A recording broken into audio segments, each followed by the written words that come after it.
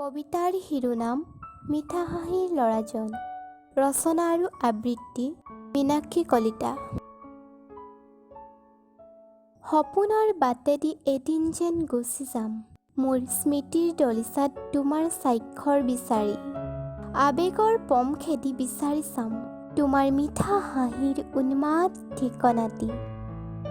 শব্দবোৰে আঘাত দিয়ে, আবেগবোৰে ন সপোন ৰচে, মোৰ উশাহৰ প্ৰতি হুমুনিয়াত হৃদয়ে তোমাক বিচাৰে।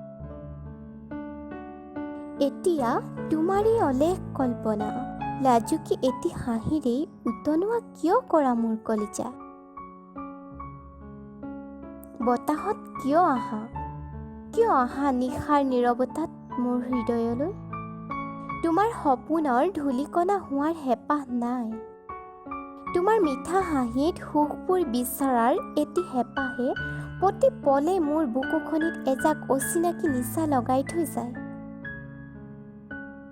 তোমাৰ আগমনিত সৰি পৰে লাজুকী এটি হাঁহি। বৰষুণতো আহা তুমি, বতাহতো আহা, সপোন পৃথক সকলোতে কেৱল তোমাৰেই প্ৰতিচ্ছবি। সেয়ে এটি মধুৰ আবেগৰ নাম হৈ ৰোৱা, সময়ৰ নেওচাত মধুৰ ক্ষণ হৈ ৰোৱা মোৰ হৃদয়ত। ধন্যবাদ।